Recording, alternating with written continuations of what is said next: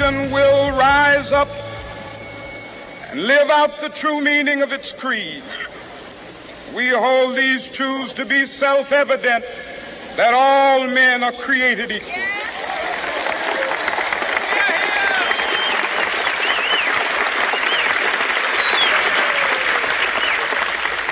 I have a dream that one day on the red hills of Georgia, the sons of former slaves and the sons of former slave owners will be able to sit down together at the table of brotherhood. I have a dream that one day,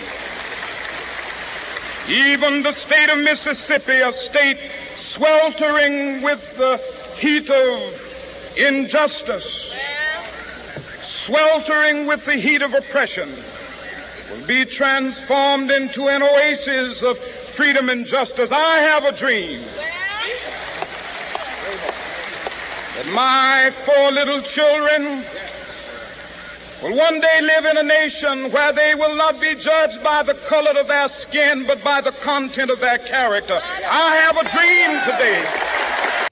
And welcome to another edition of Two Steps Ahead Podcast. Two Steps Ahead Podcast, encouraging you to take your passion, make it happen, and let yourself be great. I'm Son Edom, and welcome to another show.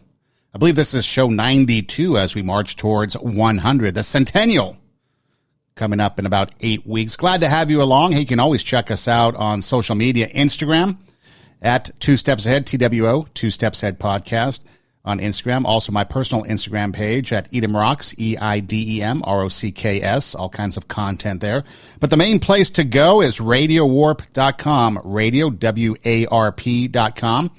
And you can check out all the shows there on radiowarp.com. You can watch the videos of all the shows. You can listen to the audio. And plus there's links there on the website that will take you to Spotify, SoundCloud, and other places where you can listen to the show through audio means. And then also there's a listen live button where you can click the listen live button and listen to radiowarp.com 24/7 with music and different types of shows and podcasts there. And there's a also a button there for merchandise. If you want to get some cool merchandise, some swag for Two Steps Ahead, you can click that and it'll take you to the merchandise store. What you just heard was an excerpt from Martin Luther King Jr. from August 28th, 1963. So what's that, about 58 years ago as of this broadcast. And it was an excerpt from the portion of the speech. And did you know that his I Have a Dream part of the speech was actually ad-libbed? There was a gospel singer, I forget her name offhand, but she just spontaneously said something during a pause in the speech, and that triggered something. She goes, tell them about your dream. That's what she said. She said, tell them about your dream. And so he paused, he slid the speech aside, and he just went off the cuff. And he talked about, I have a dream. So that whole I have a dream part is off the cuff, his dream. And I thought it was interesting that, you know, here 58 years later, when he talks about having a dream, about how his daughters would be judged by their merit, not on the color of their skin. And his speech was all about racism, right? Color of skin. And how kids would play together regardless of skin color. And how we can get past the prejudices of racism based on the color of skin. And then I started to think about it, and there's a lot of people that support that. Even today, a lot of people will agree racism is not good. In fact, there were a lot of people in the summer of 2020 that hit the streets protesting in the name of racism. But then as I start to think about where we are in America today, and this is what we're going to talk about on the show, just how divided are we? I mean, think about it. We may have gotten, or we may have had progress in racial issues. Some would say probably not, but, you know, in all honesty, anybody can drink out of the same drinking fountain. Anybody can go into any store. Or can they? Listen, I'll tell you why. But through racial skin color, you can pretty much do anything that the next person can, okay? Like I said, You can go to a restaurant, drinking fountain, sit anywhere on the bus, anywhere on the plane, all that. There is no discrimination, legal discrimination, that would allow you to have to be segregated based on the color of your skin. But have you noticed in society today, especially over the last couple of years, how we have become segregated based on other things? And so that's what we're going to talk about. And I want to base it off of something, okay?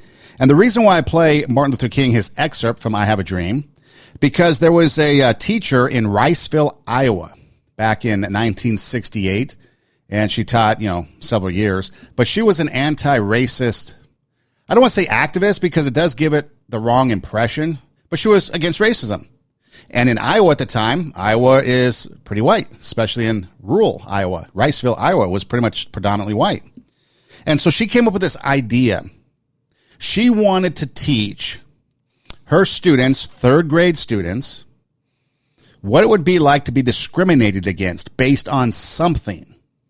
Well, all the students in the class were of the same skin color, so she couldn't use skin color. So she came up with this idea. So Jane Elliott, a third grade teacher at a school in Riceville, Iowa, I believe it started in 1968, just after Martin Luther King Jr. was assassinated. But she came up with this experiment, and she was going to divide the class by the color of their eyes. Okay? And so that's what we're going to talk about. We're going to talk about the segregation that goes on in America today based on other things that may not include color of skin. So we heard Martin Luther King Jr. there, his speech, I Have a Dream.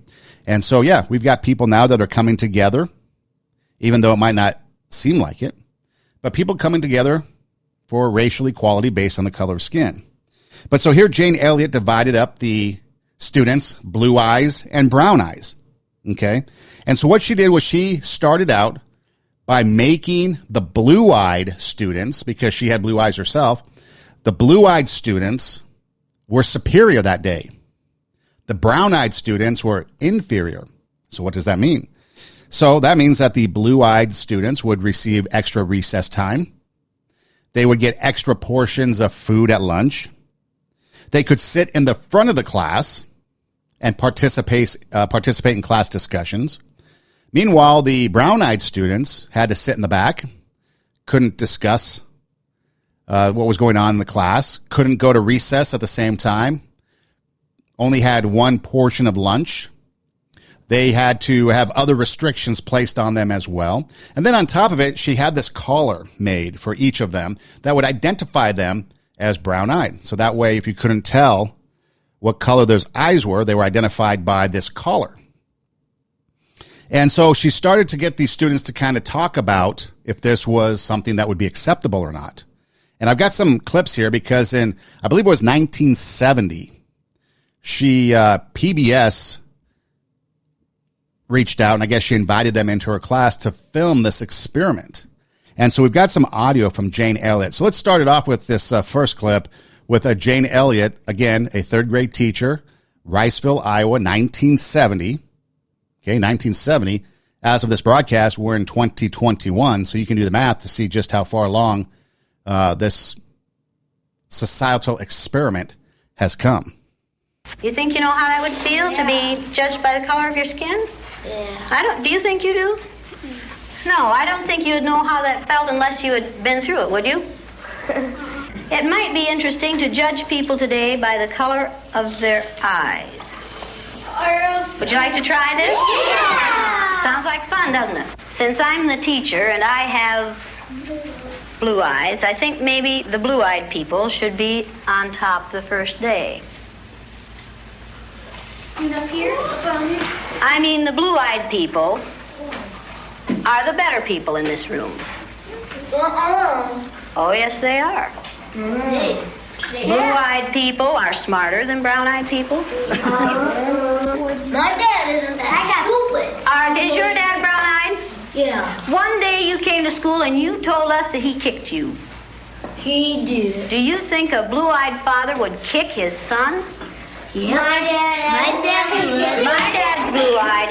He's never kicked me. Greg's dad is blue-eyed. He's never kicked him. Rex's dad is blue-eyed. He's never kicked him. So she starts off and sets the tone for the class, asking them, do you know what it would be like to be basically discriminated against based on color of skin? And of course, the students didn't or wouldn't, because everybody was white in their community, in their school, in their classroom. So she came up with this idea for the eyes. And did you see how initially everyone was excited? You hear some cheering going on. She asked, you want to try this? And they're all, exclaim yes. They're all happy about it. But then you start to see, I think, reality kind of check in. One student talked about how, I guess at one point, his dad kicked him. Dad was brown eyes. So then the teacher brings out the fact that all the blue-eyed dads from the students in the class, they wouldn't kick anybody. So she started to have this divide between the blue-eyed students and the brown-eyed students. And every time the brown-eyed students would say something to try to rebut what Jane Elliott, the teacher, was trying to say, she would have another comment to kind of tell them why they were wrong, kind of put them down. So the one student objects and says, no, brown-eyed students are the same as blue-eyed. But then the teacher says, didn't your dad kick you? Well, your dad is brown-eyed. All these brown-eyed parents or blue-eyed parents wouldn't kick their kids. They never did it. So there's something different. There's something wrong with your dad. Well, besides kicking your kid, but using the brown eyes, yeah. No blue eyes did it. Brown eyes. So brown eyes are bad. So she continues on with this, okay? And I've got some more clips I want to play here in a minute. But when you start to look at how quickly the class divides over color of eyes, again, now keep in mind, okay, when it comes to race, we cannot control the color of our skin. When it comes to eye color, we can't control that. Well, now with contacts and stuff we can, but we can't, at least in 1970, we can't do that. When it comes to our gender, we can't control that, although some people like to think we can, but we can't. When you're born a certain way. I'm not getting that argument right now, but you're born a certain way. You're either A or B, that's it. Whatever's inside of you, that's another story, but you're born at birth A or B. Okay, so there's some things that you can't control. Now, in society today, there are a lot of things we can control. Political alignment. Are you GOP or are you Democrat? Religion. What religion do you study? And are we discriminated against based on our religion? Now, there's laws put in place where we can't discriminate against people for, race, sex, color, creed, etc., those federal laws. But these are things that we choose in life, perhaps, to be a part of. Education. We choose to, maybe some don't, but we choose to get an education. We choose to pick what school we want to go to. I mean, it's college football season now. It's kicking off, and all these rivalries are going to take place. USC versus UCLA. You've got, let's say Michigan versus Michigan State. You've got Harvard versus Yale. Pick any school. They all have a rivalry. Pick your high school. Everybody has a rivalry, and you want to beat them. And there's reasons why you think you're superior to them.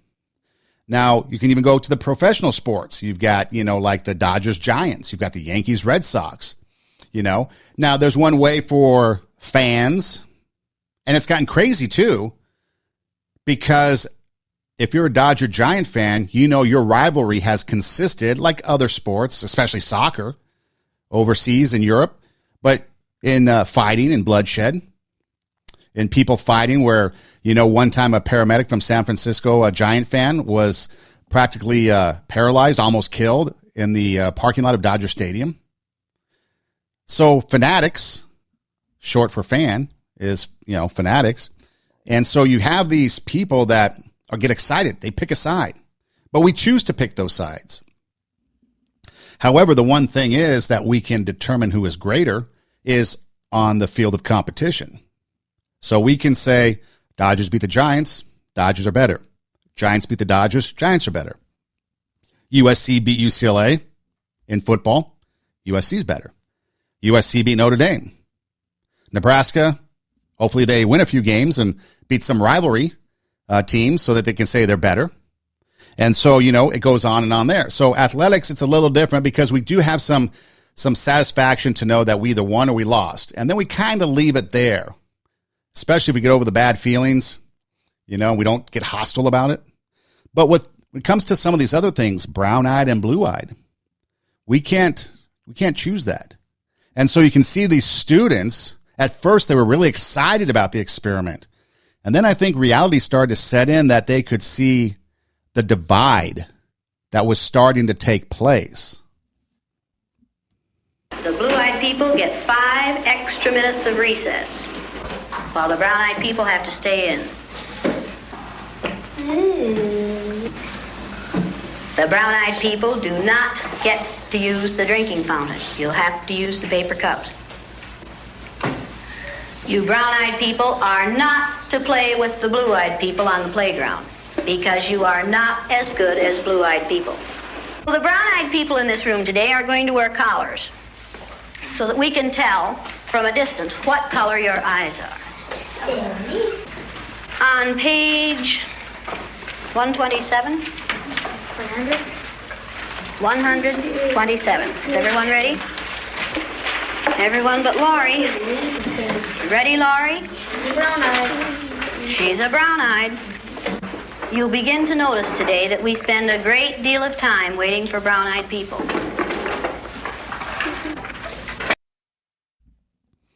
So the teacher, Jane Elliott, picks out Laurie, slow to get to page whatever it was, 127. And then another student shouts out, brown-eyed. And then the teacher affirms that with, yep, we've been waiting on brown-eyed students a lot today. They're slowing us down. Brown-eyed students are not as superior as blue-eyed. Blue-eye are way superior. Brown eyes have deficits. They're slow to turn to a page. They're slow to get their assignments done. They're slow to respond to the teacher's commands. And you start to see that division take place. All because one person, the teacher, a person that is in a position of authority, a person who is, I would imagine, respected. Teachers looked up to her. Students looked up to teachers, so these students looked up to her. And so you see where this starts to come from. Some students started to question the teacher early on. But then the teacher had something to kind of put them down. And you see this start to grow as you watch this thing. And if you want to watch it, just go online, YouTube, whatever. Frontline actually did the video for PBS, and just type in blue-eyed, brown-eyed experiment, and you'll see it. You can see for yourself firsthand. But you start to see this divide, okay? Now think about it for a moment, okay? This started when Martin Luther King Jr. was assassinated. It was April 4th, 1968, so April. Most of the time, school starts, September? Now it might be August. But by the time you get to April, the spring of the year, a lot of the school year is behind us. So there has been a lot of relationships, social relationships on the playground, friendships that have been developed over time. A lot of history between these students in the classroom. They've probably done maybe birthday parties. Maybe they've gone on, over to each other's houses. Who knows? They played on the playground. Maybe they've worked in groups. Because remember, it's Riceville, Iowa. Not a lot of division there. I'm sure that, obviously everybody was white. Don't think there's too much socioeconomical differences, finances, things like that. Probably all pretty much the same. I'd imagine it's a farming community. So you never know, but it's, it's a rural American city, small town. And so a lot of people are probably in the same boat when it comes to the way they live. Similar style houses, probably farmhouses, or if you're in the city, similar style houses. I don't think there's any Beverly Hills of Riceville. Maybe Whoville. But so you start to see where a lot of these students, for the first time, might be looking at a classmate. Third grade, maybe they went kindergarten, first and second together. So they know these fellow students, these brown-eyed students that they have spent a lot of time with, probably friends with. And now all of a sudden they're viewing them through a different light. They're looking at them as less superior, as a less than person. I'm blue-eyed, I'm better. You're brown-eyed, you're not. Brown-eyed, can't find the page. You heard someone say that, a student. And then the teacher follows up, yep, we've been wasting a lot of time with brown-eyed students. What's that like? Is that something that we're hearing today?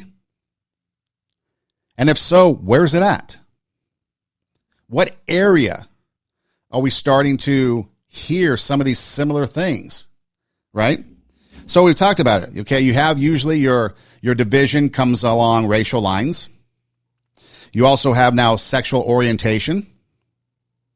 Remember, gay marriage was a big thing for a lot of people.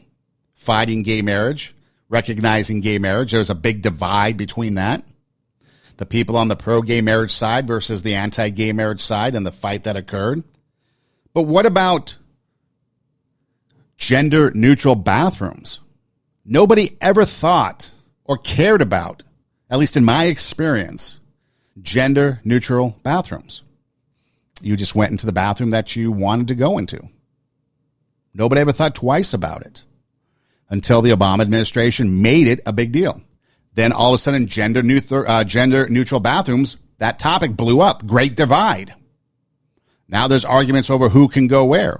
And then certain coffee shops just made gender-neutral bathrooms, which, by the way, were gender-neutral to begin with anyways, because they usually had one in their establishment. But now they had to go and make it, pronounce it, label it gender-neutral.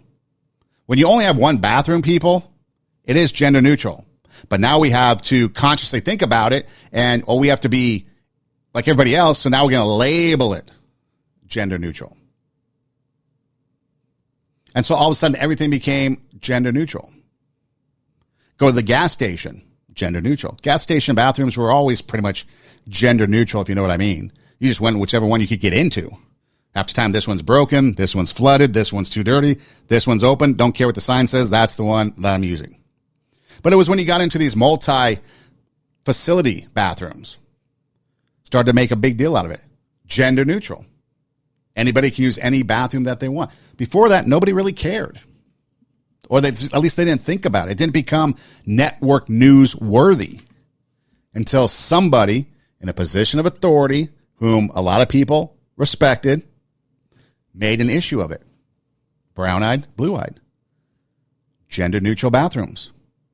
And a lot of people to this day still have problems with that. A lot of issues. There was a recent issue in Los Angeles about a transgendered person who was still kind of male in biology, walked into a women's spa, exposed himself, and set the world on fire.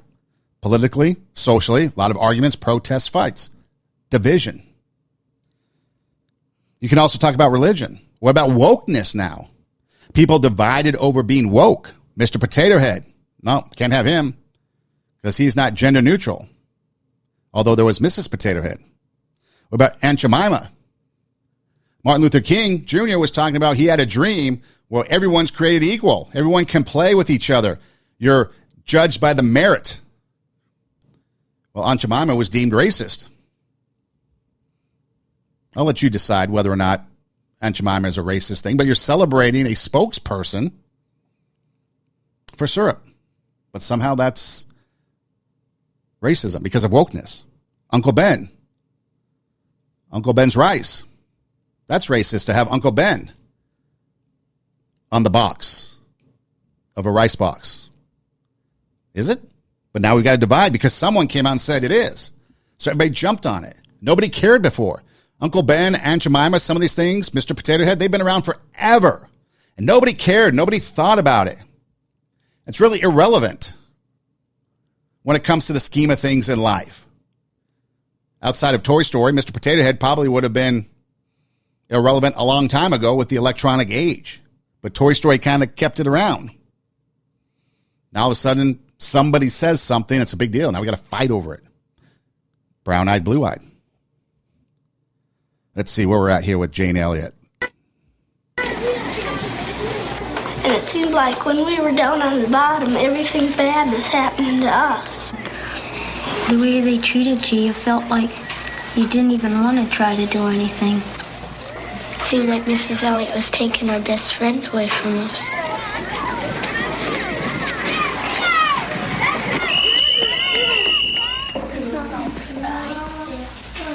What happened at recess? Were two of you boys fighting? Yeah, Russell and John were. What happened, John? Russell called me names and I hit him in the gut. What did he call you? Brown eyes. Did you call him brown eyes? They always call us that. Craig and all of the boys call us that. They keep calling us brown eyes. They say, come here, brown eyes. And they were calling us blue eyes. I wasn't. Sandy and Donna were. Yeah. What's wrong with being called brown eyes? It means that we're stupider. Well, not that. See, students start to realize, hey, brown eyes is a bad thing. It's a negative thing, a negative connotation to be called brown eyes. So the one kid calls the other kid brown eyes, and so the brown-eyed punches him in the gut. Like when he says, I punched him in the gut. Very specific. And then at the beginning there, the beginning of the clip, at recess, they're out at recess, and they're talking about how the teacher taking their best friends away, how they feel really bad that they don't even want to do anything. That brown eyes are bad people. And again, these are third graders. And they're going through all this bad stuff. And so these two students that are probably friends, because they've been in the same class, and if you go on and watch the documentary, it's pretty long. I mean, it's longer than what this show would allow for us to partake in. But it's a reunion show where they bring back students then to look at the video, watch the show, and then they talk about it after the fact. But they were friends.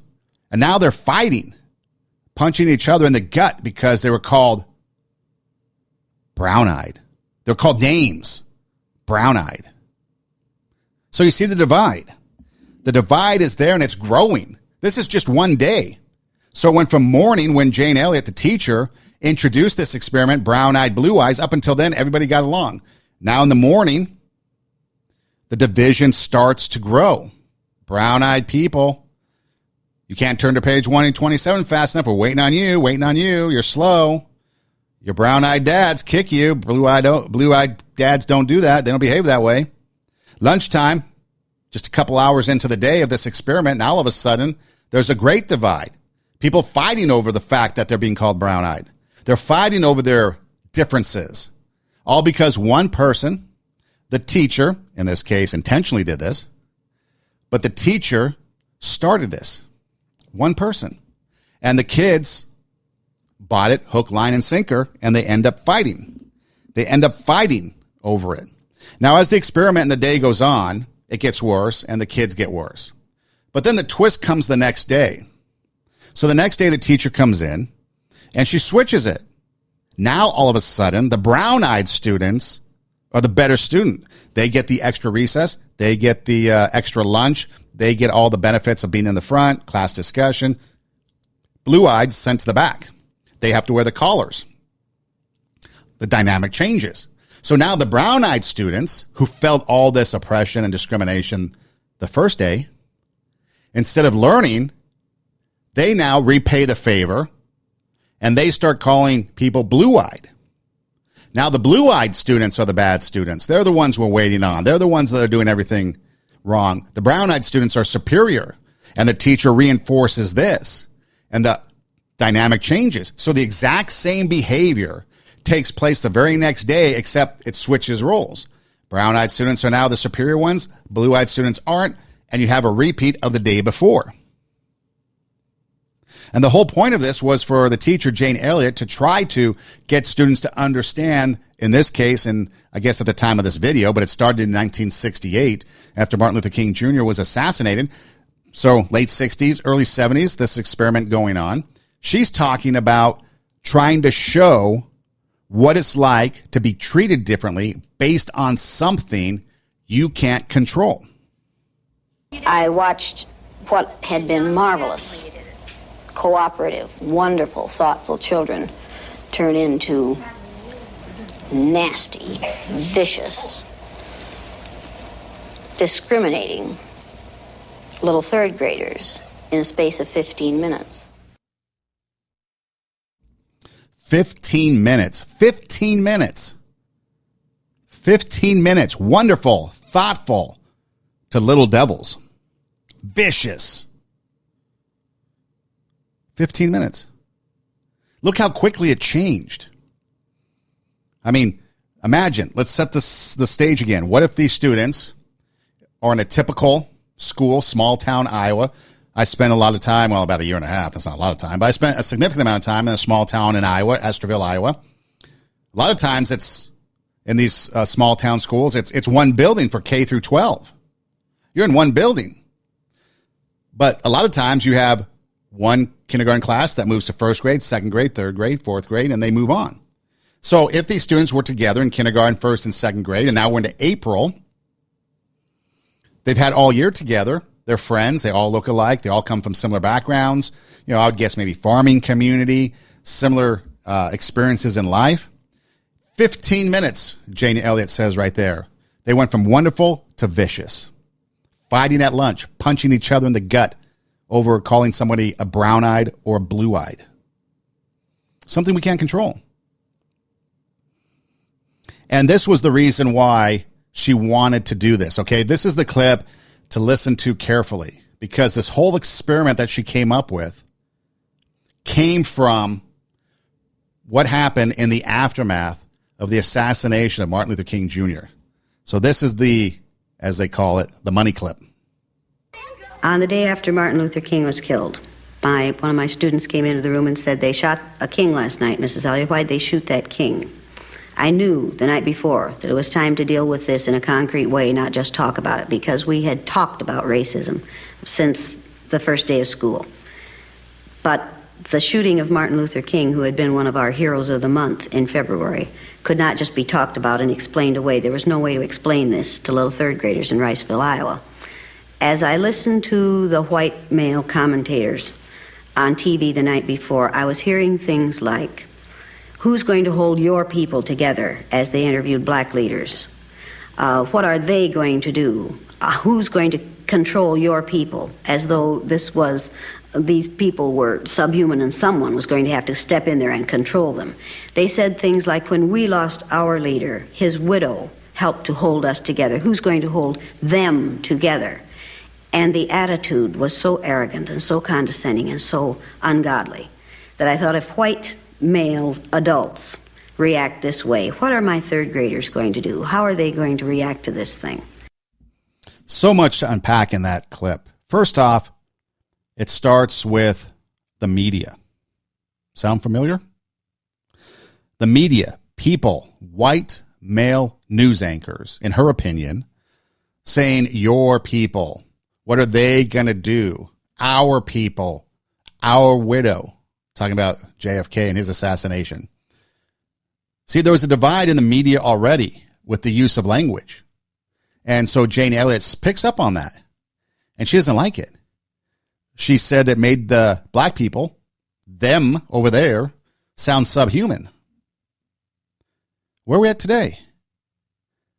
Well, the similarities are the media is obviously a dividing force, telling us one thing, but then doing another thing. They're dividing. They're dividing. So what's the biggest thing right now? The biggest division going on? Okay, so let's set the table. So brown-eyed experiment, blue-eyed experiment. Teacher comes in, everybody's getting along. Now all of a sudden, we're divided. Blue-eyed are superior. Extra recess, extra lunch, extra privileges in the front of the class, all this stuff. You're superior. Brown-eyed, you're inferior. You're late to turn to your pages. Your dad kicks you. You guys are brown-eyed. And then we fight at lunchtime. We went from wonderful and nice to vicious little devils in 15 minutes because a teacher introduced this experiment to them and said there's a difference because of the color of your eyes, something no one can control. Okay, so where we're at today. Well, now we've got a virus running around. And now the great divide is not GOP Democrat like it was at the election not too long ago, although there still is a great divide. But there's a lot of unity coming together now after Afghanistan. A lot of people starting to come together according to the polls based on that experience. So there's a little bit of unification going on. So not such a great divide, but again, a news story. Okay. So then you have also things like abortion. Remember when abortion, it still is a hot topic, but it's not in the news. So nobody's really talking about it. When it hits the news cycle, boom, explodes. And then we fight. My body, my choice. For the abortion people, that's okay. What about the mask people? No, doesn't count. You wear a mask or else. People throw out my body, my choice with a mask. No, doesn't count. Great divide. What's good for the goose isn't good for the gander. Or vice versa. What's good for the gander isn't good for the goose. Gun control. Not really a hot topic issue right now, but once it hits the media cycle, it becomes a big topic. You see where we're at? So the hot topic right now, immigration. Obviously, immigration was a big deal. I remember back around January, there was a lot of fighting going on social media about the border, kids in cages. We don't hear about that anymore. Nobody's talking about it. Has anything changed? I don't think so. But yet, news isn't driving it. So we're not fighting about it.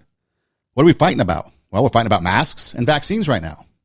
So the vaccinated people all over social media and everywhere blaming the unvaccinated for the disease, which, if you believe science, is completely ridiculous. Oh, I'm wrong? Okay, give me a second. Let's take a look at it. You got two people, vaccinated and unvaccinated. Okay? The vaccinated person can still get the virus. It's been proven time and time again. Many people that have been vaccinated, and you can just go to social media. You can go to your website of your choice and just, type it up, Yahoo it, Bing it, whatever. And you can find a lot of people, story after story of vaccinated people from all walks of life getting the virus, but they're blaming the unvaccinated. Well, this is what science really says. You've got vaccinated and unvaccinated. And most of the time, people don't really know where they got sick from if you get the virus. Some may, but a lot of times you really don't know. You can't definitively say, I got it here. One time I asked a lady, she got sick. It was on social media. She was a mask person. She was a hand washer, social distance, the whole thing. And she just blamed it on because she was traveling. She just blamed it on, I got it on the flight somewhere. Well, maybe you did, but maybe you didn't. You can't definitively say that you got it on the plane. It could have been anywhere. Okay. But vaccinated, unvaccinated. Okay. So your vaccinated person somehow gets the virus. Okay. So the vaccinated person gets the virus. Unvaccinated person, no virus. The only person that can spread the virus to another person is the vaccinated person. The unvaccinated person with no virus can't spread nothing. But the vaccinated person is yelling and screaming at the unvaccinated person because they're the reason why he got sick, yet they can't prove it. So a vaccinated person feels comfortable enough before, let's say, the symptoms set in and before he gets really sick, before he realizes he has COVID. Let's say a vaccinated person hangs out with some other vaccinated persons or people. They all get sick. Well, the vaccinated person was the one that spread it. So the only person that can spread a disease, a virus, is a person that gets the virus.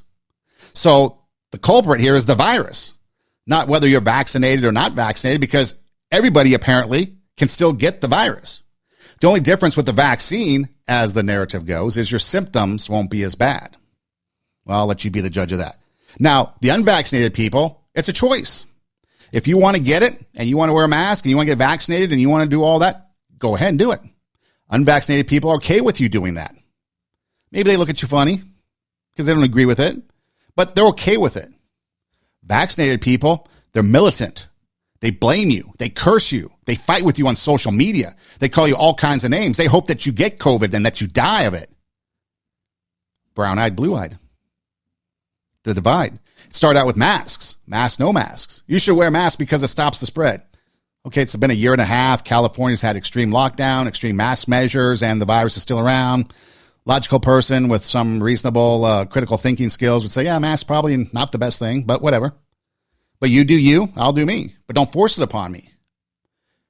But the vaccinated, the maskers, they want to force it on you. Be militant. That's what it has become. Brown-eyed, blue-eyed. Why is that? Why do we spend our time fighting? And yet, of course, it's politics. It's politics. This virus thing is made completely political. But instead of coming together and talking about it and trying to come up with a solution, because I can think now, a year and a half into this, maybe almost 2 years into this thing, what about antibodies?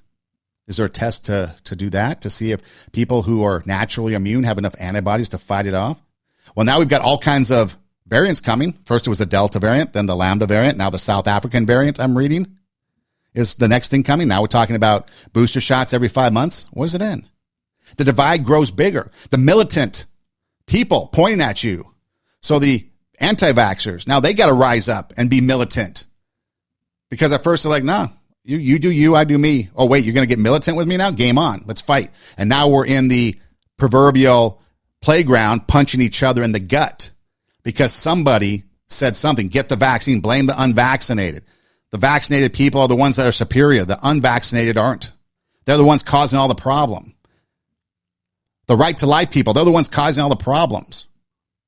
Yet the pro-abortion people are the ones actually taking a life. The my body, my choice. If I want to get an abortion, I can, but you can't. You have to wear a mask. There's no choice. See, we're fighting. Instead of just understanding, we're punching each other in the gut because of something that's different. It becomes militant. It becomes driven by politics and media. But time is short. Why are we spending all this time fighting? Now, at the end of this experiment, the teacher brings the brown-eyed students and the blue-eyed students together.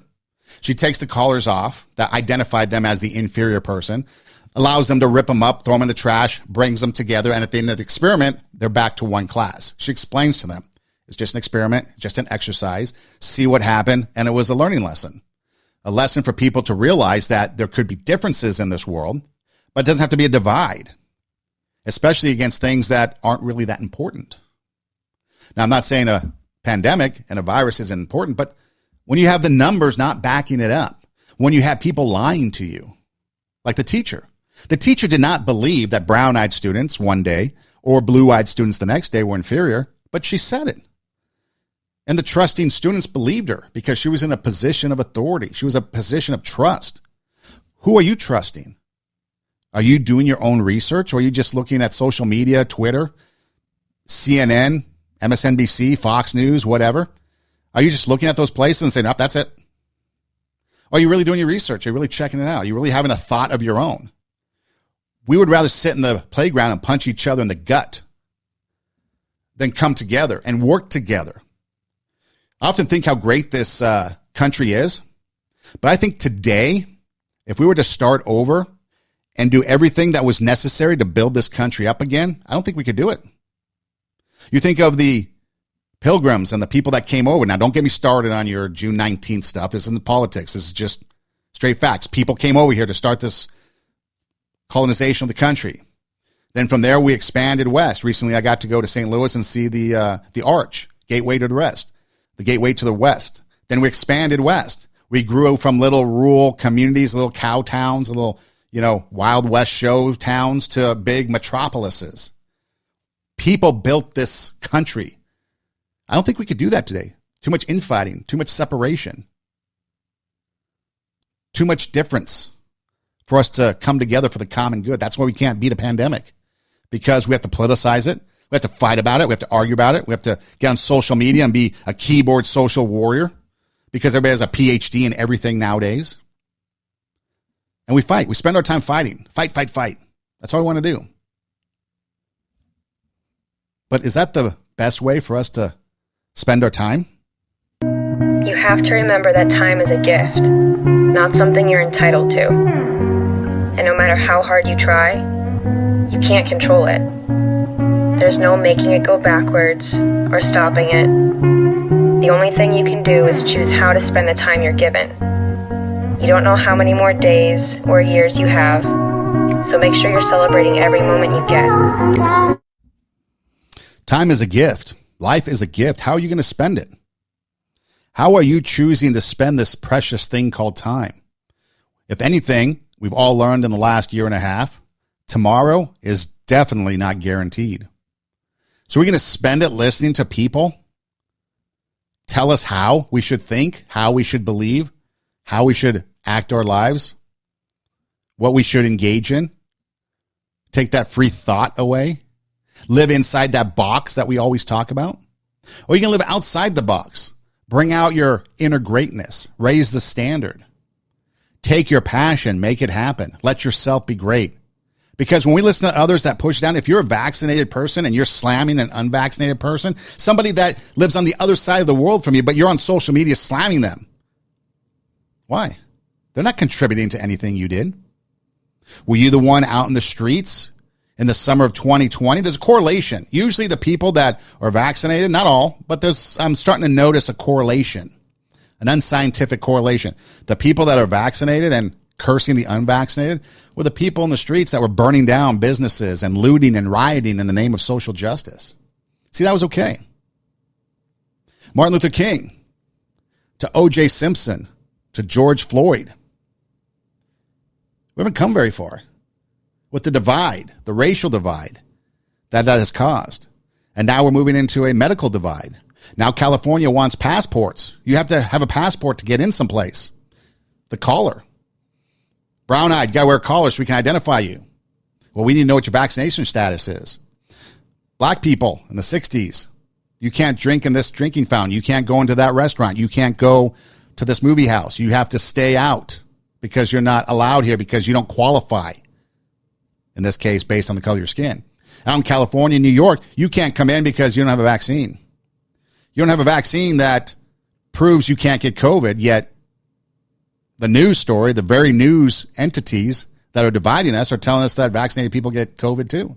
So you're going to have a Chili's out in Los Angeles full of vaccinated people with a false sense of security, and they all get vaccinated. And then they all get the disease because of a false sense of security. There's only one thing in our lives that we're never able to reacquire once it's gone. And I'm not talking about money, I'm not talking about material items, I'm talking about time. And it's such a unique concept, unique idea, because when utilized correctly, it contains the ingredients to success, to happiness, to growth, prosperity, all the things we want. But at the very same time, if neglected, it leaves us with very little. Because the truth is, every morning when you wake up, you are living minutes you will never get back. You are breathing air you will never take in again. It is your one opportunity to embrace this gift. And every second sees a little of it slip away. And my point is that there is no moment more important, more perfect than right now. Not in a week, not after your promotion, not in 30 years when you plan to retire and relax. Right now. 84,600 seconds, I believe, in a day. How are you going to spend them? Are you going to waste them away fighting with somebody, punching them in the gut over something that is insignificant? Insignificant from the standpoint that you're on social media and they're in one part of the country, you're in the other part of the country. You guys don't even know each other, and yet you're going to fight. I gave that up. I gave that up in January. I was involved in a lot of nonsense conversations on social media from like June to January of 2020 to 2020. I gave it up. I did what I had to do to get those people out, and then I decided, you know what, I'm not even going to engage anymore. It's wasting my time. I don't want to spend one more second arguing with somebody that's not going to be rational or reasonable. If you're not going to have a conversation about it, then I don't want to hear it. I'll listen to your side. May not agree. You may not convince me to change my mind, but there might be some things that you might be able to talk to me about that I might reconsider. I don't know, but I don't have that dialogue because people just want to fight. They want to punch in the gut. Are we going to spend our time doing that? Are we going to look at the world we live in and come to the realization, put aside the politics and all this stuff, and realize that in this case, the great divide is not brown-eyed, blue-eyed. It's the virus. Are we going to realize that these are the facts? If you're vaccinated, if you're unvaccinated, you can still get sick. You can still pass it around to other people. Masks may or may not work. Vaccine is still around. I mean, the virus is still around. We've got a vaccine, but it's still around, and we've been wearing masks, washing our hands, social distancing. It's still around. And in fact, we have more variants coming. Like I said, Lambda variant. The Delta variant came from India. The Lambda variant, I think, is coming from Peru. You have the South African variant coming from South Africa. It's going to continue. At what point do we step back and think, wait a minute, what's going on? Are we being manipulated by a perceived Jane Elliott? Now, her intentions were good when she talked with her class and did that experiment, wanted them to realize what racism was about and utilized what she could. And in the end, the students learned a lesson. And they all came together realizing that despite their eye color differences, they're all the same. But yeah, we're going to continue to fight because you want to be right, even though you really have no clue what you're talking about. I want to be right, even though I may not sometimes. every once in a while, on the rare occasion, not know what I'm talking about. I'm just kidding. But you see where we're at? We're going to spend these 84,600 seconds a day. How are we going to do it? Are we going to squabble, fight, or are we going to be an impact, be a mentor, be someone that someone else can look up to? Are we going to raise the standard, bring out our inner greatness? That's what we have to decide to do, because otherwise we're going to continue. If we listen to politicians and we listen to other people, maybe celebrities, people that really don't care. I mean, seriously, if you want to think about it, look at all the hypocrisy that has gone on. Just look at it. Whether it be, any number of politicians caught not wearing a mask. Elizabeth Warren, apparently in New Mexico, I read today, a wedding, and apparently New Mexico has a strict mask mandate, and Elizabeth Warren is at a wedding. She's the senator from Massachusetts who claimed to be Native American and wasn't. And she was maskless the whole time, along with the whole wedding party and the wedding crowd. Okay, whatever. But again, hypocrisy, right? So what are we going to believe? Are we going to continue to believe those evil intended Jane Elliots out there? Or do we want to look at the good Jane Elliots out there that want to teach us a lesson, let us grow from it, and so we can understand that, you know what? Time is precious. Time is short. Time is fleeting. What are we going to do with it? Are we going to do good with the time that we have? From the moment we wake up, that second, 84,600 seconds, the second you wake up, now is at 83, whatever. 83,599. And then the next one, by the time you're out the door, how many seconds have gone by? What have you done? What are you going to do? If you're a teacher, are you going to have a positive impact? Or are you going to be like that one teacher that in the news apparently made all their students pledge allegiance to the pride flag? Maybe that's not the time and place. You can have your beliefs. You can have your thoughts. You can have what you're passionate about. That's okay. That's what America's about. You have that right to have what you want to believe, as long as it's not illegal. That's consensual in some cases.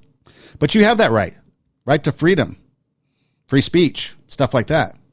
But what's the best use of that?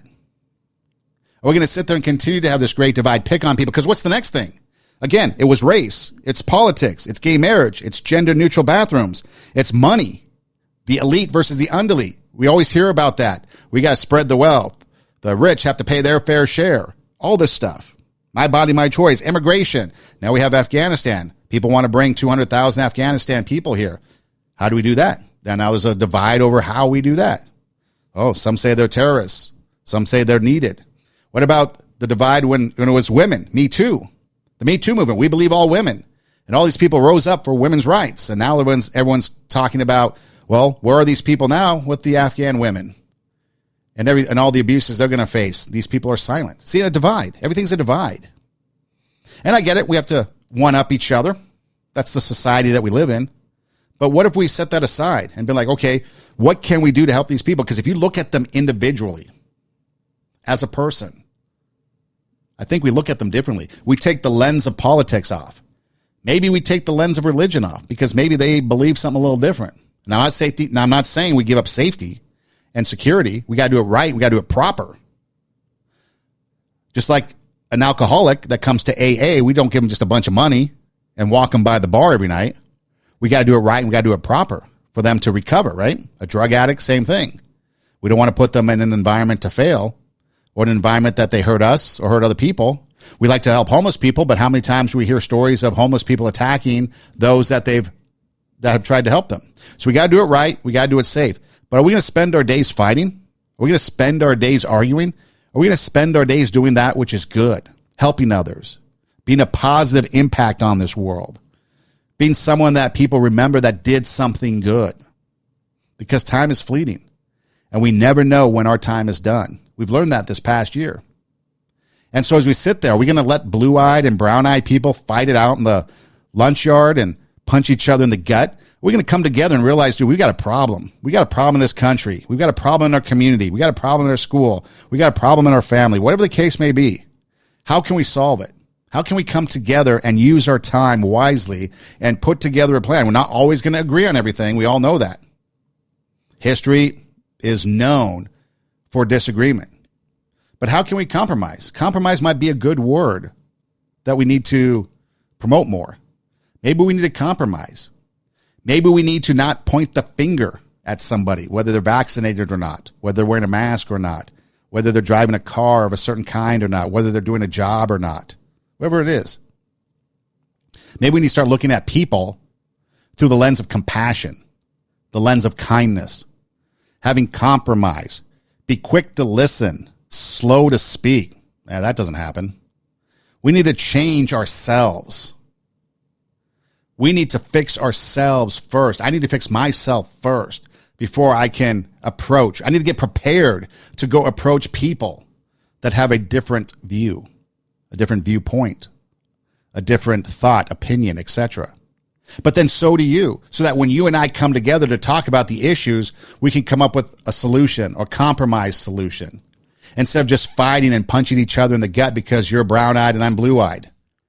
And I am blue-eyed, so obviously I'm more superior than you, the brown-eyed. But no, see, we got to sit there and come together and be able to solve and resolve. And until we do, things are going to continue to get worse, because once you look back through time and you look at all the differences we've had, global warming is going to continue to be one. Immigration is going to continue. It's been continuing for years.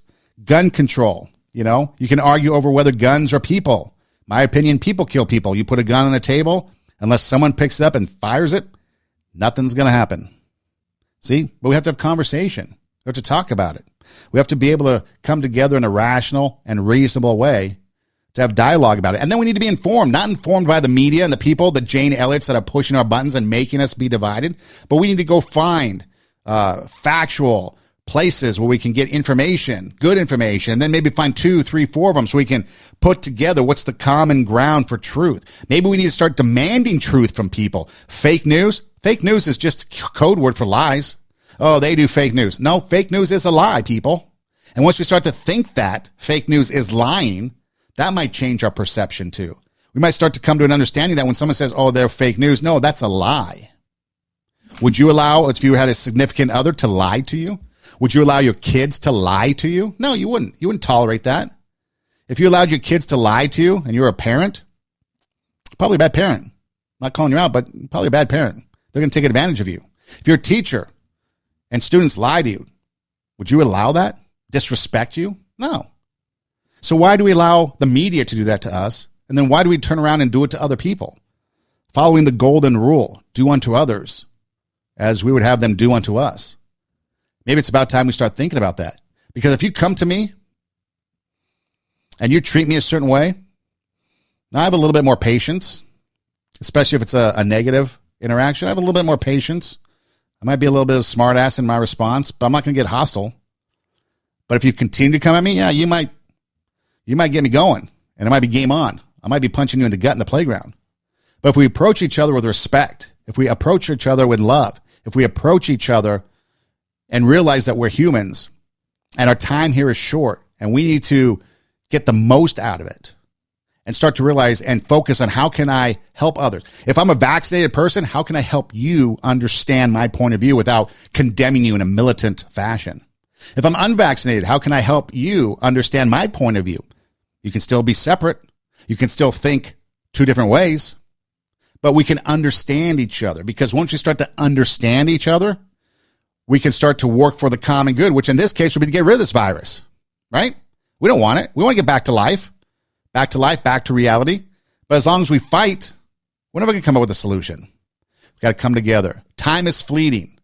Are we going to spend our time punching each other in the gut in the playground, or coming together to unify and make things greater?